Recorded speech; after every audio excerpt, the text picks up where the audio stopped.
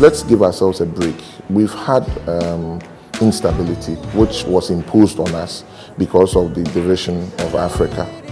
You can't lump a people together and expect them to just move together easily. So I applaud Ghana for being different ethnicities and yet being together as one nation. Still pushing cause we go make up. Still pushing cause we will get there. Okay, so guys, I have here with me an important person. He's sharing something which is so much important, and I just pleaded with him that I need not him to go away with this. He need to share it with my people. So guys, without wasting my time, let's continue what we were saying and just stay tuned and enjoy the conversation. So please, can you just introduce yourself to my people? Hi everybody, I'm excited. Came out on a normal Sunday with the family to view this amazing collection of art in the newly opened Nobuki Center, which I think everybody must visit. And you know, I'm going to drive quite a number of people here myself.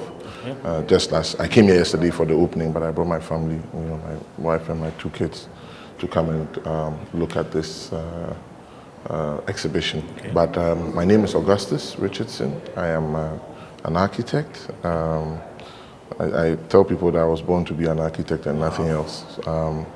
And I am the honorary secretary of the Ghana Institute of Architects. Oh, I see. I told you he's such an important person. We are lucky to have him on our channel. Yes. I'm the honorary secretary of the Ghana Institute of Architects and also managing partner of a multidisciplinary firm, Mobius Architecture, which is in Ghana. We've done quite a number of projects on the landscape, but we love architecture. I think that, like I was saying to you earlier in the first interview, looking at my impressions of the space and also of the exhibition, I think architecture is not greatly understood by a lot of people in the world, and Ghana is no exception to that. But architecture holds the power to transform generations and people.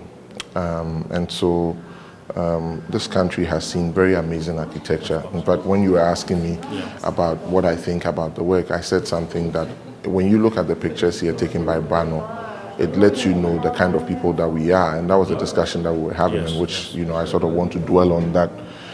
A lot of the time people say that the resources of Ghana is the gold and the oil that we found. I've never seen it that way. I think the biggest resource of Ghana is the Ghanaian himself, is the people. Because when you look at Africa, just cast your mind. I mean, when you look at Africa and the kind of people who are doing amazing things in Africa in history, the African of the century is Nkrumah. It's not shocking. Kofi Annan is Ghanaian. Kofi Annan is Ghanaian. Azuma Nelson is Ghanaian. We can keep going with the numbers of Ghanaians who've achieved so much. I think it's important for us to ask ourselves, why is this so? And I mean, I can go with the numbers. There's so many people. I mean, one of the most amazing architects today in the world, David Adjaye, has Ghanaian roots. We need to ask ourselves the question that, what is it being a Ghanaian? And I think that we need to put a lot of energy in the people. We need to educate the people. We need to create quality education for the people so that we can bring out the talents. I mean, when you look at Bano, forget Bano, go into art. Today, some of the best artists in the world, Ibrahim Mahama, if you look at Ella Natri, these are the biggest artists in the world today. Why are we focusing on oil and gold then? Why are we doing that? Why are we not focusing on the people? Why are we not investing in education and exposing people? So this museum isn't just a building. It captures a lot more about ourselves as a people, our society, and this exhibition begins that start. In fact, for me, as the Secretary of Architects, my tenure is up until March, but hopefully I will run again, and hopefully my membership will. Wish you all the best. Thank you. But we want to drive a lot of events to buildings of architectural repute. Throughout the time, every event that we've done, we've taken it to buildings of architectural repute, and there are a number of them in Ghana. The British Council building done by Ken Scott, amazing building. Ken himself did his own house, which is called the Scott Residence. These are all heritages of the country that we don't even understand. when you go to Tech, Kwame Nkrumah University of Science and Technology, which was my alma mater, has some of the most amazing buildings in modern architecture, which we don't even know, and nobody's exposed them. So there's a number of exhibitions that we want to do to bring us back to what the past was in helping us to traject into the future. We are great people, there's no mistake about this. I have no doubt about it. I don't see Ghana with the squalor. I see Ghana with the opportunity to define what the future will be. And I think we have the power to do that. And this building typifies that. So, yeah. Wow. So my question is, what do you think? How can you rate it so far? Looking at architecture in Ghana, then and then us to now. Well, I think that we have lost the plot. Okay.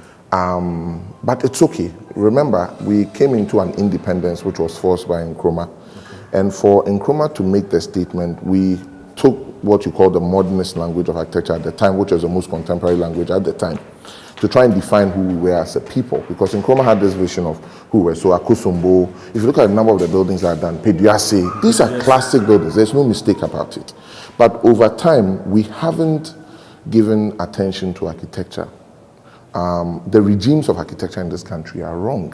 The kind of personnel we have, of course, the country must grow and there are needs and all of that, but we haven't put a lot of energy into investing in our institution of architects and investing in explaining what architecture is. It's nobody's fault. It's organic. It has to happen like this. But I believe that there's a new resurgence of the need for architecture. And any great people throughout history, from the Egyptians to the Greek to the Romans, it is only structure that will tell of who they are.